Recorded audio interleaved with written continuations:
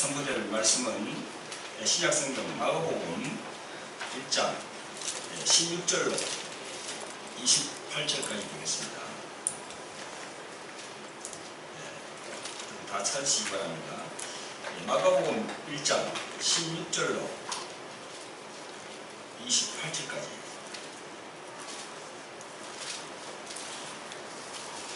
자, 말씀을 다 찾으신 줄 알고 같이 합독하겠습니다. 1장 16절부터 시작합니다. 시작.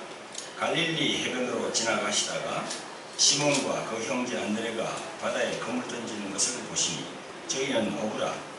예수께서 가라사대 나를 따라오느라 내가 너희로 사람을 낚는 어부가 되게 하리라 하시니 곧 그물을 버려두고 쫓으니라.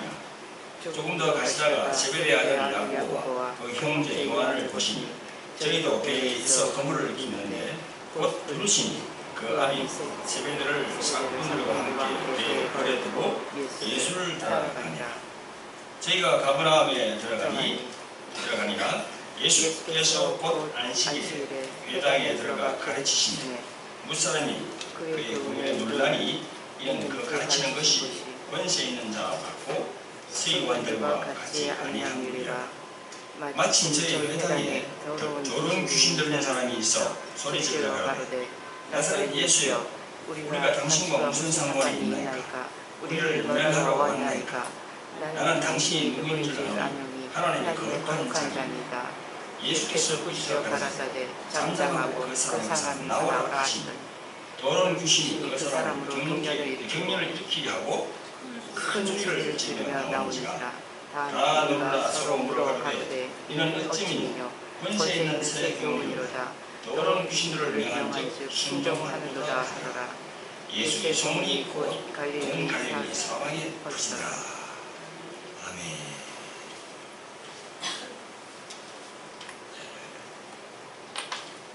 기도하겠습니다. 자비롭고 은혜로우신 아버지 하나님, 은혜와 사랑을 베풀어 주심을 감사합니다.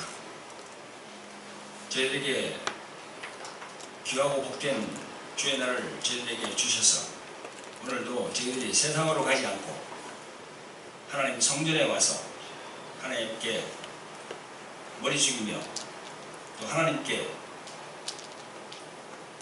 저희들의 모든 것을 내려놓고 하나님께 나아갈 수 있도록 은혜 베풀어 주심을 감사합니다.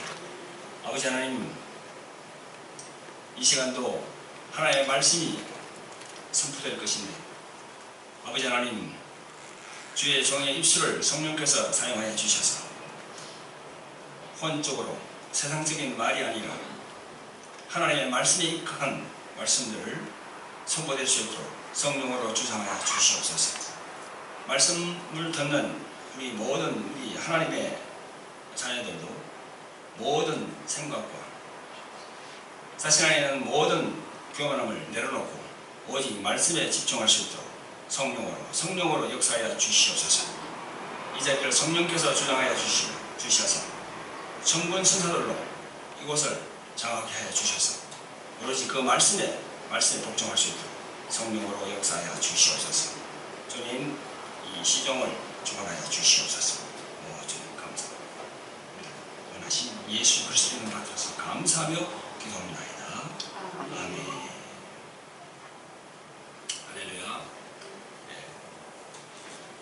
하나님은 영이십니다. 보이지 않고 만질 수는 없지만 영이신 하나님은 지금 이곳 성전에 그리고 성도 여러분들 마음에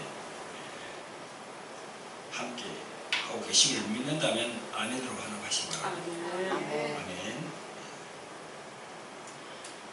오늘 이 하나님의 말씀의 선포는 그리스도인의 영적 전쟁 시리즈 8편으로 소제목은 예수님의 권세 있는 새 교훈으로 정해봤습니다. 지난 주일에는 예수님의 시험 받으심은 온 인류에게 적용되는 것으로서 그 마귀의 세 가지 시험을 예수님께서 잘 통과하셨습니다.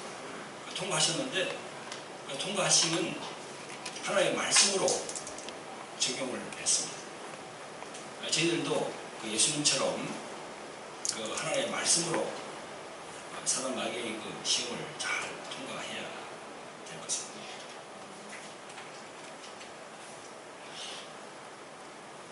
오늘 이 본문에 보면은요, 예수님께서는 그 광야에서 마귀의 시험을 통과하신 후에 그 첫 사역을 가버나움이라는 그 동네에서 하게 됐습니다.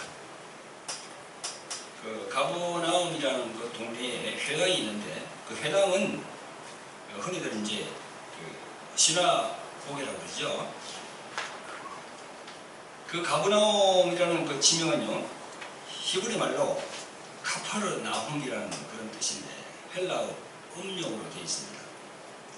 갈릴리 호수 북서쪽으로 그 연안에 있는 어촌으로 알고 있습니다. 오늘 본문 16절 이하에도 나옵니다만, 예수님께서 갈릴리 해변을 지나가시다가 베드로와 그 형제 안드레가 바다에 그물 던진 것을 보시고 예수님이 그들을 향해서 나를 따라와라, 이렇게 내가 너희로 사람을 낚는 어부가 되게 하신다, 그렇게 말씀하셨습니다.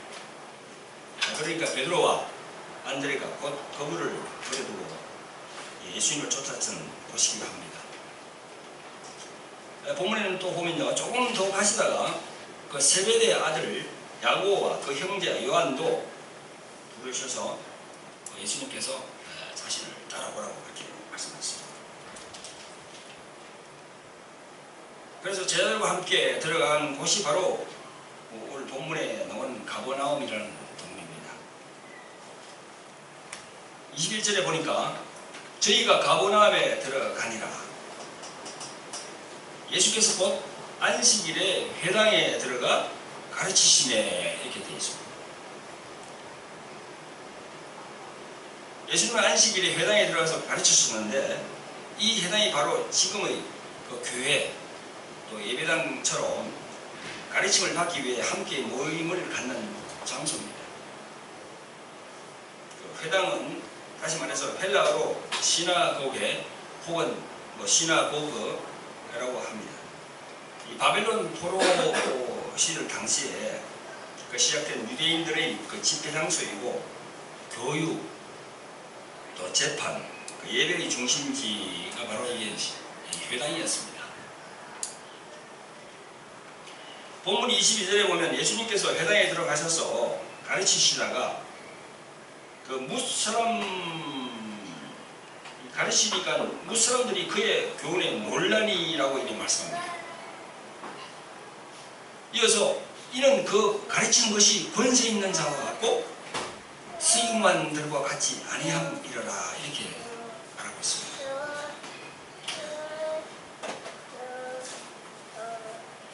예수님께서 복음 전도를 시작하시면서 가버나움 회당에서 첫 설교를 하셨는데, 오늘 본문을 보니까 사람들이 깜짝 놀랐다고 그렇게 적고 있습니다. 그 이유는 본문에도 나와 있지만 그 가르침이 서기관들과 달리 권세가 있기 때문입니다. 서기관들 같지 않고 다른 뭔가 있다는 겁니다.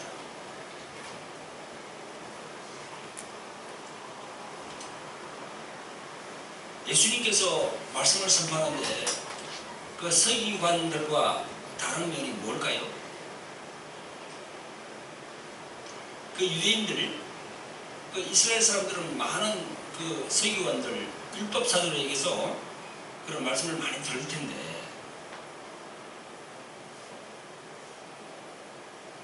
그 서기관들과 다르다는 겁니다. 그래서 사람들이 깜짝 놀랐다는 겁니다. 예수님께서 가지고 계신 권세, 그 권세가 무슨 의미일까요?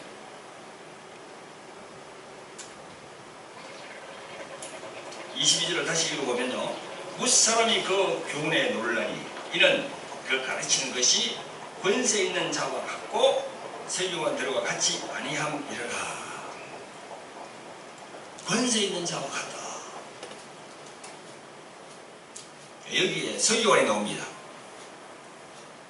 서기관은요, 지금으로 말하면 엘리트 중에 엘리트입니다. 유대인들 중에서요, 지금으로 말하면 뭐 사법고시, 행정고시 이런 걸 다 패스하고 아주 학문과 지식이 출중한 사람들이에요. 그래서 높은 지위를 가지고 있는 사람들, 법관 뭐 그런 직업, 그죠? 높은 지위를 갖고 있는 사람들. 근데 그런 사람들하고 다르다는 겁니다. 예수님의 가르침이. 제가 보건대 그들 설교관들이 가르침은 배운 것을 그냥 이성적으로, 종교적으로, 체험이 없이 그런 가르침이었다는 겁니다. 그냥 학문적으로.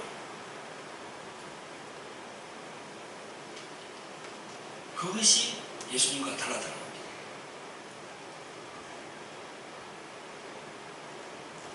지금 우리 많은 이 교회 목사님들이나 설교하시는 분들이 가르칠 때, 설교할 때 신학교에서 배운 것만 가르친다고 하면 20년 전에 그 설교왕과 다를 바가 없겠죠. 그죠? 그래서 우리가 주의 종의 직분을 받아서 가는 주의 종들도 신학교를 졸업하고 부단히 예를 써야 됩니다. 부단히 힘써서 노력해야 돼요. 신학교, 그건 아주 그냥 초년생의 그 학문입니다. 더 단계를 밟아서 올라가야 됩니다.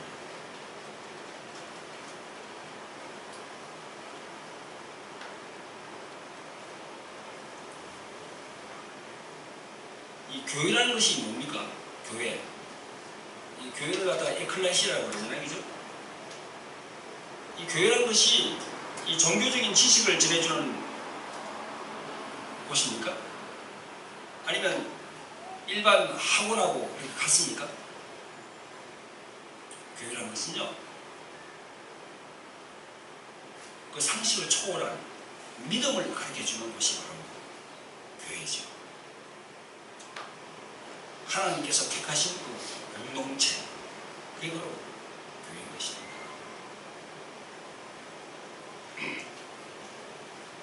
이 마지막 시대에 우리들은 이 교회의 모습을 봅니다. 멀리 가지 않고 우리 한국에서 봐도 그렇잖아요. 그죠? 저 세계로 본다 그러면 저 유럽, 저런 데는 아예 교회가 아예 타락해서 아예 점점 쇠퇴에 이르고 있습니다. 미국도 그것도 영향을 받았고요. 또 우리도 그렇게 영향을 받고 있습니다. 많은 교회가 형식과 의식에 지나치게 치우쳐 있다는 거죠. 교회가 지나치게 형식을 강화하고 의식에 치우치면요, 교회의 본질적인 능력을 상실하게 되는 겁니다. 물론 교회라는 것은 형식과 의식이 필요합니다. 이 성찬식 우리가 하죠, 그죠? 성찬식, 뭐 세례식, 그런 의식이죠. 근데 기본적인 의식 거기에다가 너무 이렇게 이제 그걸 여러 가지로 이렇게 첨가해서 지우치다 보면요, 그게 하나님의 온전한 능력이 상실돼요. 본질을 호도한다는 겁니다.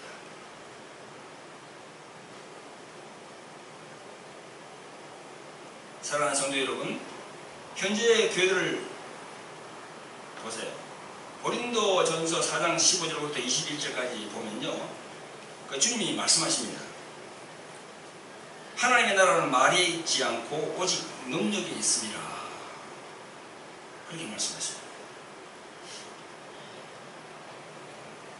초대교회는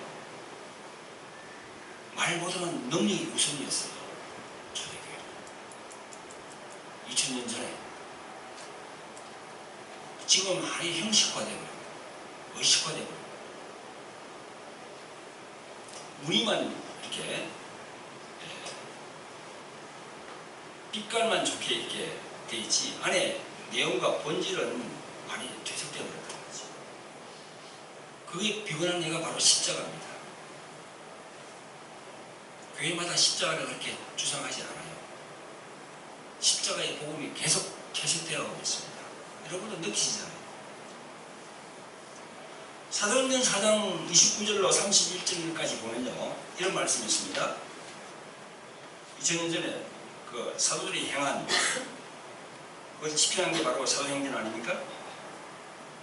주여 이제도 저희의 위협함을 하감하옵시고 또 종들로 하여금 담대히 하나님의 말씀을 전하게 하여 주옵시며 손을 내밀어 병을 낫게 하옵시고 표적과 기사가 거룩한 종 예수의 이름으로 이루어지게 하옵소서 하더라. 빌기를 다음에 모인 곳이 진동하더니 무리가 다 성령이 충만하여 담대히 하나님의 말씀을 전하니라. 이렇게 기록되어 있습니다. 이것이 곧 초대 교회의 모습이며 예수님의 교회입니다. 이 구절이 말하는 거예요. 여기 31절에 뭐라고 되어 있습니까? 빌기를 다음에 모인 곳이 진동하더니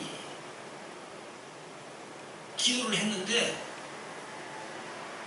끝나니까 모인 곳이 진동을 했다는 거예요. 모인 곳이 표적과 기사가 나타난 거예요. 하나님이 살아계심을 보여주신 거예요. 성령의 충만함이 이 눈으로 보인 거예요. 이렇게 돼야 되거든요. 여러분 어떻게 생각하십니까?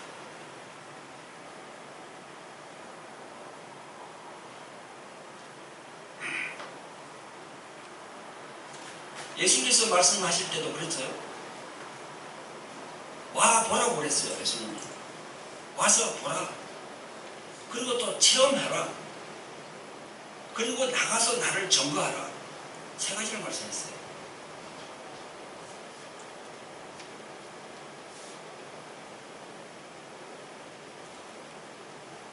근데 와서 보라. 그까지는 됩니다. 말씀을 다 들어요. 근데 체험, 이게 없는 거예요. 머리로만 다 생각하는 거지.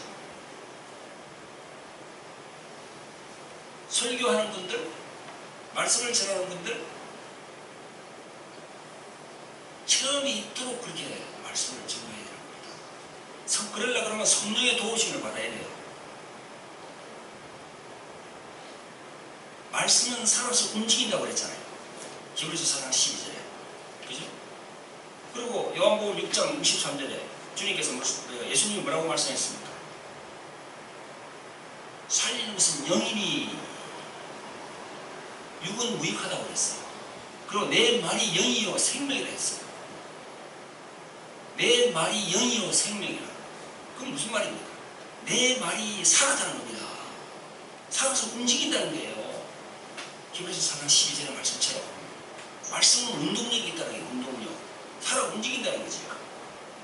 살아 움직이니까 표적이 나타나잖아요. 근데 말씀을 선포하는 분들이 살아 움직이게 하지 못하니까 그 말씀으로만 끝난다는 거지.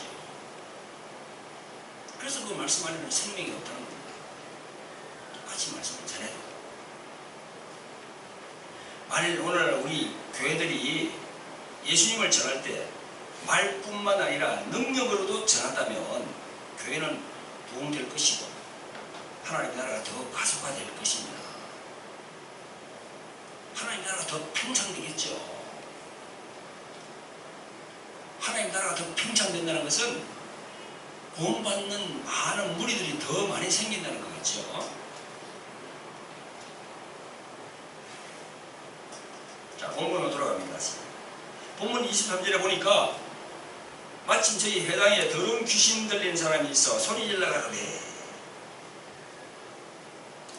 소리 질러 가로되. 귀신 들린 사람이 소리를 지르는 거예요. 이제 예수님과 그 어둠의 영인 귀신의 영적 전쟁이 복음서의 첫 시작이 된 겁니다. 이 가버나움에서. 예수님께서 이런 사역을 많이 하셨는데 이 성경을 어느 학자들은 그럽니다. 성경학자들은 예수님이 하신 사역을 쫙 데이터를 내보니까 거의 한 절반 정도로 귀신 쫓는 일을 많이 하셨다는 겁니다. 절반 정도.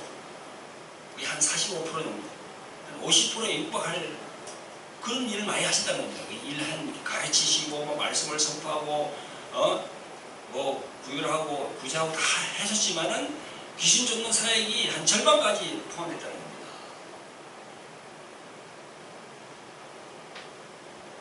그 귀신 쫓는 그 축사 사역하는 그 시점이 바로 이 가버나움에서 시작된 겁니다. 말씀과 성령이 충만한 곳에는요 귀신이 드러나게 되어 있어요. 여러분 잘 아시지 않습니까? 우리 교회에서 하는 이 돌아가리 성령 치유 대성에도 마찬가지 아닙니까? 드러나게 되어 있어요. 귀신이. 말씀과 성령으로 충만한 곳에는 당연히 그런 현상이 나오게 되어 있습니다. 평소에는 멀쩡한 사람이지만 성령이 충만한 곳에 보면 그 사람의 잠재의식 안에 있는 그런 어둠의 세력들이 서서히 드러나게 되는 거죠. 그 성령의 그 충만함 때문에, 그 기름 부음 때문에. 가버나움 회당에 모인 사람들은 예수님께서 귀신을 쫓아내는 것을 보고는 뭐라고 했습니까? 권세 있는 새 교훈이다 이랬어요. 권세 있는 새 교훈.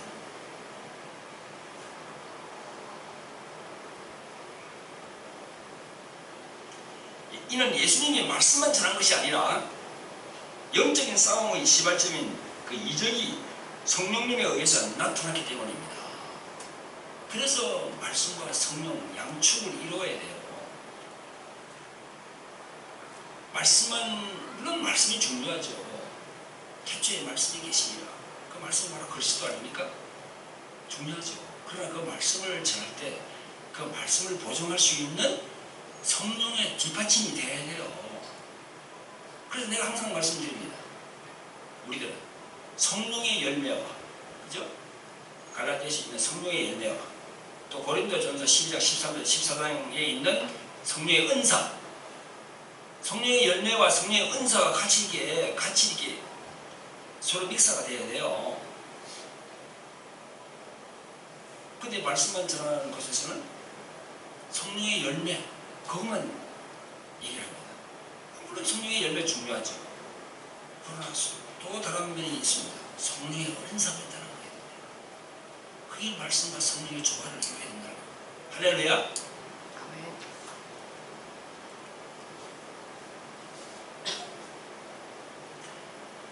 여기서 새 교훈이라고 말한 것은 이게 무슨 뜻입니까? 유대인들은 지금까지 많은 그런 종교 지도자로부터 설교를 들었어요. 그런데 그 종교 지도가 다르다는 겁니다. 예수님의 말씀이. 자, 이스라엘의 왕들, 역대 왕들을 보세요. 이스라엘의 역대 왕들이 참 많이 있습니다. 그 역대 왕들은 보이는 사람들을 결박하거나 풀어줄 수는 있었지만 보이지 않는 귀신을 결박해서 굴복을 시키지 못했습니다. 다윗 왕 훌륭했습니다. 다윗 왕이 수금을 탈 때 아키가 떠나갔다고 그랬어요. 그러나 다윗 왕은 사람 몸에 있는 귀신을 쫓아내지 못했습니다. 그런 구절이 없어요. 왜 보면 헤롯 왕도 마찬가지입니다. 그러나 예수님은 하셨어요. 그래서 새 교훈이라는 겁니다.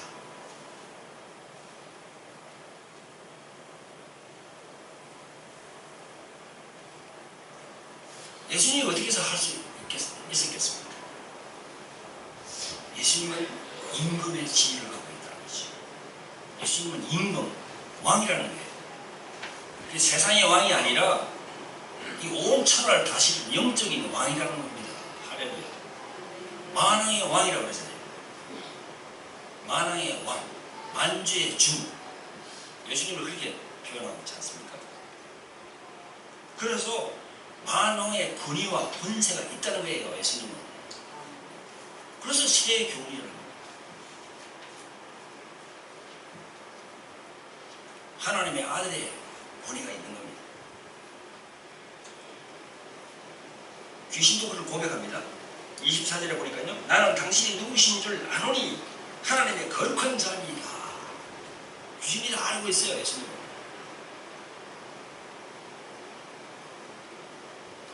그렇습니다. 주님은 만왕의 왕으로서 하나님께서 부여한 왕의 권세와 권위가 있다는 겁니다. 그런데 예수님을 믿는 우리 하나님의 자녀도 권세가 있어요. 그 권세가 있다는 그 말씀이 어디 있습니까? 요한복음 1장 12절. 영접하자 곧 그 이름을 믿는 자들에게 하나님의 자녀가 되는 권세를 주셨으니, 준다가 아니고 주셨으니 과거예요. 예수님을 믿으면은 그 하나님의 자녀의 권세를 우리가 딱 받았어요. 줄 것이다가 아니고 받는 겁니다. 아예 그냥. 자, 또 누가복음 10장 19절에 보면 내가 너희에게 뱀과 정갈을 밟으며 원수의 모든 능력을 제어할 권세를 주었으니 너희를 해할 자가 결단코 없으리라. 여기도 권세가 나오잖아요. 우리 모두는 예수님이 만왕의 왕의 권세를 가지시듯이 우리도 하나님의 자녀의 권세가 있는 거지. 그걸 가지고 영적 전쟁에서 실제로 사용하고 적용을 해서 해야 됩니다. 근데 이걸 가르쳐 주지 않으니까, 이걸 가르쳐 주지 않으니까. 여러분, 이 마지막 시대에 얼마나 묶인 자들이 많습니까? 아니, 묶여 있어요. 아니, 포로돼 있어요. 그런 자들을 풀어줘야 될 거 아닙니까? 우리 주의 종들이 풀어줘야 될 거 아니에요? 근데 그 푸는데 말씀 가지고 말씀 하나만 갖고 되겠습니까? 안 돼요. 물론 말씀이 중요해요. 그 말씀을 보증할 성령의 권세가 있어야 된다니까요. 참 안타까워요.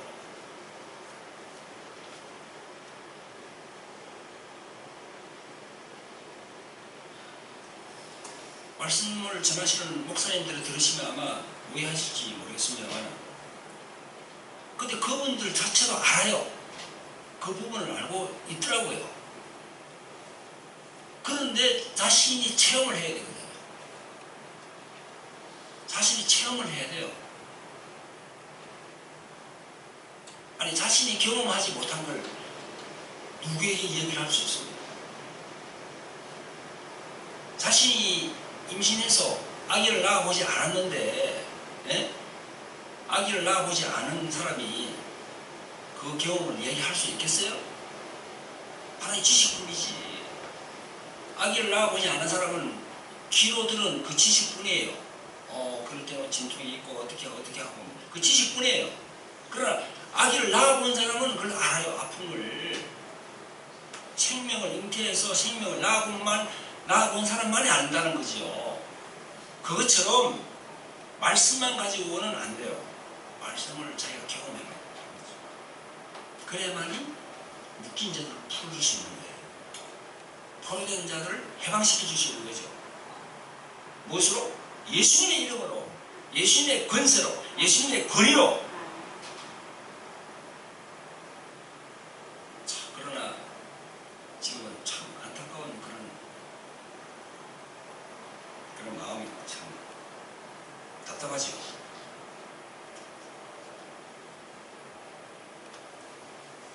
자, 다시 본문으로 돌아가서 예수님은 가버나움 해당에서 귀신 들린 자를 치유하시는데 하시는 방법이 있었어요. 자, 마지막으로 이제 하시는 방법만 여러분들에게 알려드리고 말씀을 정리하도록 하겠습니다. 하시는 방법을 보면요, 첫 번째, 그 귀신을 꾸짖었어요. 그 다음에 잠잠하라 했습니다. 그리고 마지막에 나오라고 했어요. 마지막에 나오라고 명령하고 선포했습니다. 25절 본문을 보면요, 예수께서 꾸짖어 가라사대 잠잠하고 그 사람에게서 나오라 이렇게 하셨습니다. 여기서 우리 예수님의 방법을 찾을 수가 있습니다. 이 순서를 따라서 해야 됩니다. 마가복음 4장 29절에도 나오거든요. 마가복음 4장 29절에 보면요, 예수께서 깨어 바람을 꾸짖으시며 받아들어 이르시되 잠잠하라 고요하라 하시니 바람이 그치고 아주 잔잔하여 지더라 이랬습니다. 똑같아요. 마가복음 4장에도 꾸짖으시고 잠잠하고 고요하라.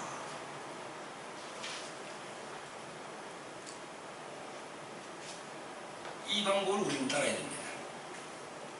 꼭 기억해 두시기 바랍니다. 예수님이 하신 방법, 그 하나님의 아들이신 예수님의 방법, 우리를 구원하신 그 구원자이신 예수님이 하신 방법 꼭 기억해 두시기 바랍니다. 자, 이것과 더불어서 우리가 마태복음 8장 16절에 보면요, 이런 말씀이 있습니다. 정을 내 사람들이 귀신 들린 자를 많이 데리고 예수께 오거늘 예수께서 말씀으로 귀신을 쫓아내시고, 이렇게 되어 있습니다. 말씀으로 귀신을 쫓아내시고 이렇게 되어 있어요. 자, 이 구절, 예수께서 말씀으로 귀신을 쫓아내시고, 여러분 이 말씀은 여러분 어떻게 생각하십니까? 말씀으로 귀신을 쫓아냈다 이렇게 되어 있습니다. 어떤 말씀으로 쫓아냈을까? 어떤 말씀으로? 그때는 우리 복음서도 그때는 완성이 안 됐고 서신서도 없었고, 그죠? 구약 말씀만 있었는데 어떤 말씀으로 귀신을 쫓아냈을까? 어떤 생각에는 어떤 말씀 자체를 가지고 예수님이 귀신을 쫓아낸 걸로 이렇게 생각됩니다. 그죠? 그러나 이것은 예수님이 순서를 밟아서 말을 했다는 겁니다. 말을 하셨다는 거예요. 말을. 마가복음에는 그렇게 나왔는데 마태는 보니까 주님께서 순서를 밟아서 말씀하는 거예요. 꾸짖으시고 잠잠하라 하시고 절제시키고 그 다음에 나가라고 이렇게 명령하는 거예요. 그러니까 이걸 보고 마태는 말씀으로, 예수님이 말함으로 귀신을 쫓아낸다. 아시겠죠? 그렇게 이해하시면 됩니다. 그러니까 우리는 이 예수님이 하신 방법을 잘 숙지해가지고 우리 삶에 적용을 시켜야 됩니다. 능력 있는 삶을 살기 위해서는 이런 방법을 적용을 시켜야 돼요. 지금 이 시대를 살고 있는 우리는 어떻게 해야 됩니까? 우리는 예수 그분 자체가 아니죠. 그죠? 우리는 예수님이 아니잖아요. 우리 예수님의 신부들이지. 그죠? 그러니까 예수님 자체가 아니니까 하나님의 자녀심으로서 예수 그 이름을 이제 사용하는 거지. 예수님 자체가 아니니까 우리는 예수님의 이름을 사용하는 거예요. 거기다가 명령할 때 이 순서를 이제 하는데 꾸짖고 잠잠하라 하고 절제시키고 그 다음에 나가라고 명령하는데 그 앞에다가 예수 이름을 붙이는 거예요. 할렐루야. 그렇게 하셔야 돼요. 예를 들어서 내가 예수 이름으로 명하노니 더럽고 악한 귀신아 모든 하던 일을 중지하고 나갈지어다. 나가라. 이렇게 명령하는 거지. 그렇게 하면 되는 거지. 이 순서가 참, 주님이 하신 이 순서가 참 중요합니다. 입으로 선포하고 명령하고 말한다는 것이 얼마나 중요한지 모릅니다. 물론 여기에는 믿음이 접목이 돼야 되겠죠. 믿음 없이 하는 건 안 됩니다. 믿음이 접목이 돼야 됩니다.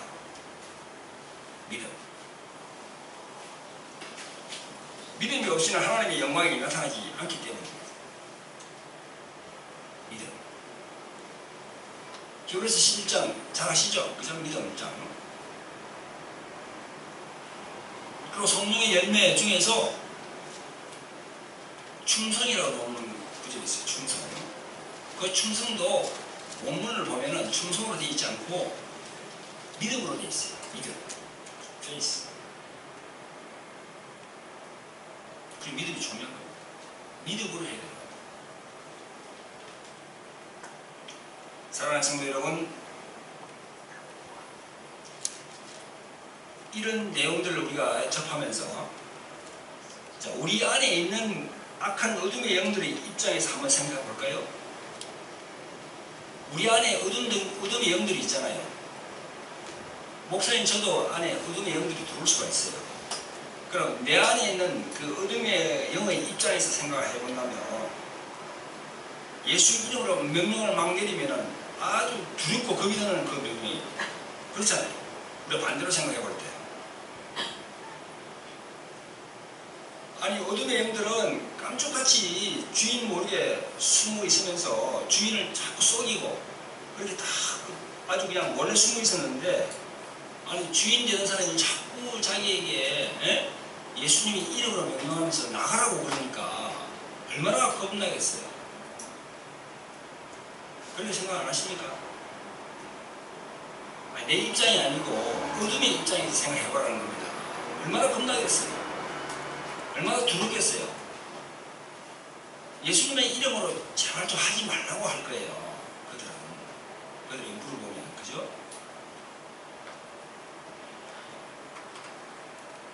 성경에 보면 다 들을 기회가 있다고 그랬어요. 우리 조금 전에, 그죠? 마가복음 4장에 예수님께서 파도와 바다를 보고 명령했잖아요. 그럼 파도와 바다도 들을 기회가 있다는 거예요. 사람만 들을 기회가 있는 게 아니고 모든 만물이. 예수님은 누구십니까? 창조주, 창조주. 피조물은 창조주에게 이게 응답할 그게 있는 거예요. 뭐가 있는 거예요. 들을 기회가 있다니까요. 그러니까 내 안에 어둠이 있을 경우에 내가 나에게 이야기하면 내 안에 있는 어둠이 그걸 듣는다니까요. 얼마나 두렵겠어요. 얼마나 괴롭겠어요. 그래서 마가복음 5장 7절에 보면 이런 구절이 있습니다. 귀신이 하는 말입니다. 하나님의 아들 예수여, 나와 당신과 무슨 상관이 있나이까? 원컨대 하나님 앞에 맹세하고 나를 괴롭게 마옵소서. 나를 괴롭게 마옵소서. 예? 악한 어둠의 영이 이렇게 토라고 있다니까요. 예수님, 나를 정말 괴롭게 하지 마라. 이건 2000년 전에 기록된 겁니다. 근데 지금 이 시대에 내 안에 어둠의 영이 있을 경우에 그 어둠의 영을 내가 그 안에 어둠의 영을 만약에 그렇게 선포한다 그러면 내 안에 있는 어둠의 영이 괴롭다는 겁니다. 괴로워요. 제발 당신 좀 그러지 마. 그러지 마. 나 곧 나갈게. 여러분, 이 세상은 모든 세상이 다 보이는 것만 추구합니다. 보이지 않는 부분에 대해서 중요한 얘기를 하지 않아요. 그러나 성경은 보이지 않는 부분에 대해서 얘기를 하고 있는 겁니다. 그래서 성경을 갖다가 영서라는 거예요. 영서. 영적인 거리라는 거예요. 사랑하는 성도 여러분, 이 마지막 시대에 영적 전쟁에서 우리 구원자신 예수님처럼 승리하고 이길 수 있는 길은 그 예수, 그 이름의 권세, 그죠?